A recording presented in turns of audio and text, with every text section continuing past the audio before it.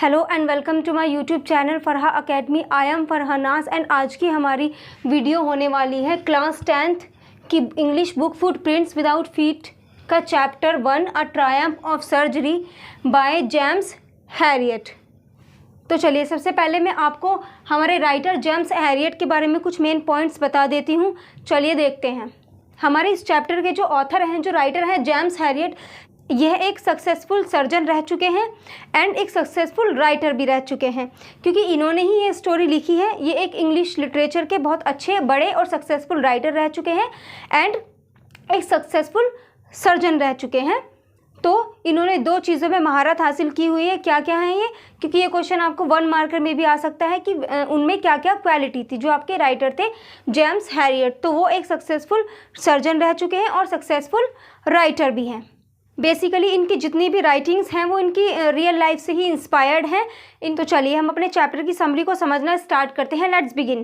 तो मैंने पूरे चैप्टर को बहुत अच्छे से पढ़कर और समझकर बहुत ही इजी लैंग्वेज में आपके लिए नोट्स तैयार कर लिए हैं, पूरी समरी तैयार कर ली है।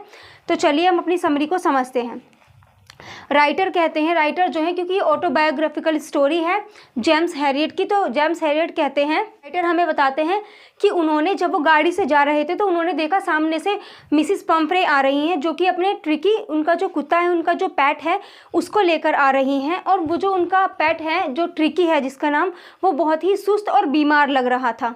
तभी मैंने उनके डॉग को देखा। मैं काफ़ी कंसर्न हो गया, चिंतित हो गया और साथ ही साथ शॉक भी हो गया, क्योंकि मैं हैरान हो गया, क्योंकि अभी मैंने उसका कुछ दिन पहले इलाज किया था। ऐसा हमारे जेम्स हैरियट बताते हैं कि उन्होंने अभी कुछ दिन पहले ही उसका इलाज किया था और वो अच्छा हो गया था, लेकिन फिर से वो बीमार हो गया। तो वो उसे देखकर हैरान हो जाते हैं और परेशान हो जाते हैं और साथ ही साथ वो शॉक भी हो जाते हैं। ऐसा इसलिए हुआ क्योंकि ट्रिकी इस बार मुझे बहुत मोटा लग रहा था, तो मुझे लगा कि इसकी तबीयत ख़राब हो सकती है।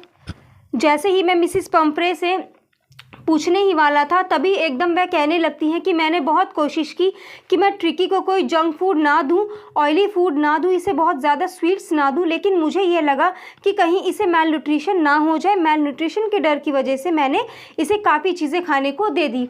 अब जो हमारी मिसिस पंफ्रे हैं, उन्होंने लाड में, प्यार में उसको बहुत सारी चीज़ें खाने के लिए तो दे दी जो कि उसे नहीं देनी चाहिए थी। जैसे स्वीट्स है, जैसे ऑयली फूड है, वो उसको नहीं देना चाहिए था और उन्होंने वही अपने पेट को खिलाया। तो वो बहुत फैटी हो जाता है, मोटा हो जाता है, जो उसकी सेहत के लिए बहुत हानिकारक होता है।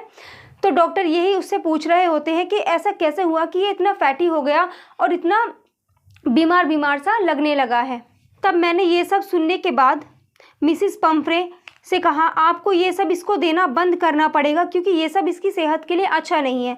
मिसिस पंफ्रे ये सुनते ही थोड़ी उदास हो जाती हैं, क्योंकि उन्हें लगता है कि उनका ये लाडला प्यारा पेट है, तो वह इसको कुछ भी खाने के लिए क्यों ना दे, जो चीज़ें इसे पसंद है वो उसे क्यों ना दी जाए, क्यों उसे हर चीज़ से दूर रखा जाए। उसे उसकी पसंद की चीज़ें देना तो ज़रूरी है, और ही करती हैं, उसे उसकी सारी पसंद की चीज़ें देती हैं जो उसको नुकसान दे जाती हैं। लेकिन मिसिस पंफ्रे जो हैं वो थोड़ा शर्मिंदा भी होती हैं कि उन्होंने डॉक्टर की बात पहले क्यों नहीं मानी, और अब वो डिसाइड करती हैं कि अब वह इसको ऐसा कुछ भी नहीं देंगी खाने के लिए, ना ही ऑयली फूड उसको फीड कराएंगी, ना ही उसको स्वीट्स देंगी। अब वो उसको इस तरह का कुछ भी नहीं देंगी। उन्होंने ये प्रॉमिस किया है अपने आप से। क्या होता है, काफ़ी दिन तक वो ये प्लान फॉलो करती हैं। फिर कुछ दिन बाद बुलावा आ जाता है मिसिस पंफ्रे के यहाँ से। डॉक्टर साहब को बुलावा आता है कि जो हमारा ट्रिकी है उसकी तबीयत बहुत ख़राब होने लगी है, आप आइए और उसका इलाज कीजिए, उसका कुछ करिए, उसकी हेल्थ को बेटर कीजिए। ट्रिकी की हालत कुछ ऐसी हो गई थी कि वह कुछ भी नहीं खा रहा था, जो उसकी चीज़ें पसंद की थी वो भी नहीं खा रहा था। उसकी हालत पहले से बिगड़ती जा रही थी। तो हैरियट ये डिसाइड करते हैं कि इसका सबसे अच्छा डिसीजन, सॉल्यूशन यही रहेगा कि ट्रिकी को इस घर से दूर ले जाया जाए। यानी कि ट्रिकी जो है वो घर में रहता है, उसे बहुत लाड, बहुत प्यार और बहुत ही पैम्पर मिलता है, तो उसे घर से दूर ले जाया जाए और इन सब चीज़ों से दूर किया जाए और उसका अच्छे से इलाज किया जाए। फिर डॉक्टर साहब उसको 15 दिनों के लिए हॉस्पिटलाइज कर देते हैं। मिसिस पंफ्रे लगभग बेहोशी की हालत पर पहुंच जाती हैं, क्योंकि उन्हें लगता है कि उनका जो प्यारा सा डॉग है, पेट है, एकमात्र वही उनके साथ रहने वाला है, और अब वो भी 15 दिनों के लिए उनसे दूर चला जाएगा तो वो कैसे रहेंगी। वो लगभग बेहोशी की हालत में आ जाती हैं, उनकी हिम्मत टूट जाती है। तब उन्हें लग रहा था कि ट्रिकी अगर डेली उनसे नहीं मिला तो वह तड़प कर मर जाएंगी, या फिर ट्रिकी उनके बिना तड़प कर मर जाएगा। तब डॉक्टर हैरियट मिसिस पंफ्रे के घर जाकर ट्रिकी को लेने पहुंच जाते हैं और उसके साथ साथ उसका ज़रूरी सामान भी लेते हैं।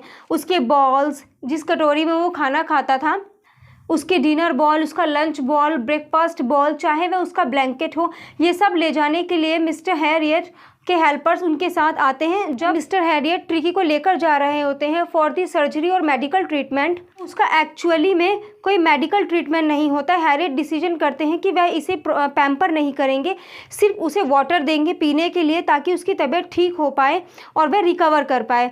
हैरियट सोचते हैं कि वह इसको नेचुरली तरीके से ठीक करेंगे, यानी हॉस्पिटलाइज तो करते हैं लेकिन उसका कोई ऐसा पार्टिकुलर इलाज नहीं हो रहा होता। वो उसे घर से दूर ले जाते हैं उसका माहौल चेंज करने के लिए, उसकी तबीयत में तब्दीली लाने के लिए।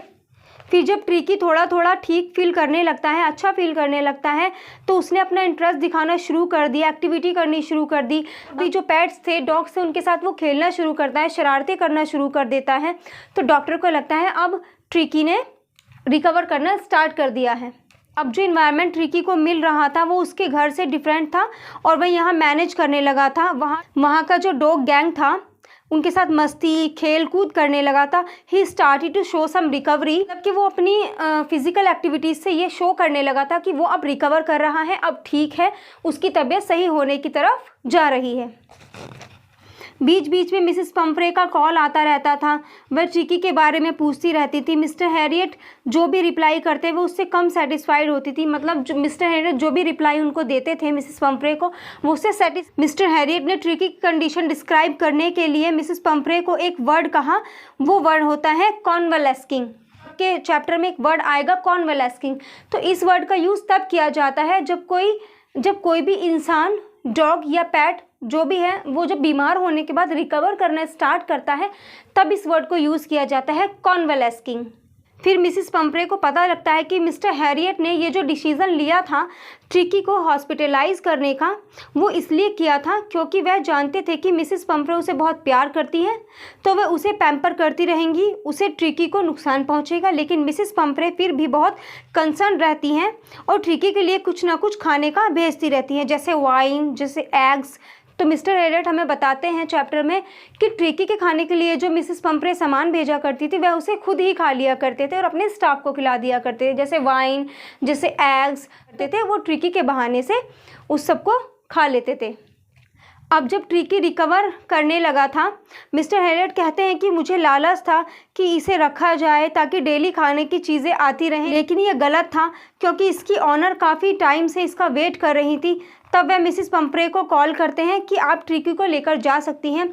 तो जब ट्रिकी का जाने का नंबर आता है तो जो मिस्टर हैरियट हैं वो थोड़े से चिंतित हो जाते हैं कि रोज़ाना जो खाने की चीज़ें आ रही थी, वाइन, एग्स, तो अब वो चीज़ें नहीं आएंगी। लेकिन फिर वो मन में सोचते हैं नहीं, ये गलत है, इसकी जो ऑनर हैं वो कितना परेशान होंगी इसकी वजह से, तो ऐसा नहीं किया जाए। उनको कॉल की जाए और बताया जाए कि आपका ट्रिकी अब रिकवर करने लगा है, आप उसे ले जा सकती हैं। तो तब वह उनको कॉल करते हैं, बताते हैं कि आपका ट्रिकी अब रिकवर करने लगा है, आप उसे लेकर जा सकती हैं। तब डॉक्टर हैरियट ट्रिकी की जो ऑनर है मिसेस पंफ्रे, उन्हें कॉल करते हैं और कहते हैं he is better now, he is fit, अब वो रिकवर करने लगा है, आप उसको लेकर जा सकती हैं, and he is ready to go. वह उसे घर ले जाने के लिए आ जाती हैं और बहुत खुश होती हैं। लेकिन मिस्टर हैरियट थोड़े दुखी होते हैं कि अब उन्हें अच्छी अच्छी चीज़ें खाने के लिए नहीं मिलेंगी। तभी ट्रिकी एकदम मिसेस पंफ्रे को देखकर डॉक्टर की गोद से निकलकर अपनी ऑनर के पास पहुंच जाता है और बहुत प्यार दिखाता है। तब मिसेस पंफ्रे कहती हैं, ये जो हमारा चैप्टर है उसके लास्ट के डायलॉग हैं, बहुत ही इंपॉर्टेंट है, आप अपने आंसर में भी इनको ज़रूर लिखिए, आपका आंसर इससे बहुत अट्रैक्टिव होगा। तो वो कहती हैं, जब डॉगी मिस्टर हैरियट की गोद से उतर के उनके पास आता है भागता हुआ और अपना प्यार, अपना लव शो करता है, तब वह कहती हैं, oh mister Herriot, she cried, how can I ever thank you, this is a triumph of surgery.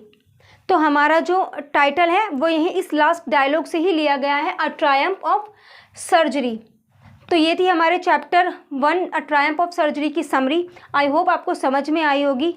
वैसे तो अगर हम देखें ये पूरा चैप्टर ही बहुत रिलेटेबल है, बहुत टची है, कैची है और हम सब इससे रिलेट कर सकते हैं क्योंकि जो भी हमारे पेट्स होते हैं, कैट्स हैं, डॉग्स हैं, हम सब उनसे बहुत प्यार करते हैं। अगर वो बीमार हो जाते हैं तो हम उनका बहुत ख्याल रखते हैं और उन्हें ठीक करने की पूरी अपनी कोशिश करते हैं। तो वही इसमें दिखाया गया है, एक ऑनर और एक डॉग का लव दिखाया गया है। तो हमारी इस स्टोरी के हीरो हैं मिस्टर हैरियट, जो हमारे जेम्स हैरियट है, मिस्टर हैरियट इस स्टोरी के हीरो हैं। तो चलिए अब कुछ इंपॉर्टेंट चीज़ें देख लेते हैं, जैसे कि मेन कैरेक्टर्स। तो इस स्टोरी के, इस चैप्टर के मेन कैरेक्टर हैं ट्रिकी, मिस्टर हैरियट जो है हमारे हीरो बनते हैं, मिसिस पम्फ्रे जो कि ट्रिकी की ऑनर हैं। तो ये था हमारे क्लास 10th का chapter 1 a triumph of surgery. I hope आपको पसंद आया होगा। So don't forget to like, share, comment and subscribe to my channel. Thank you.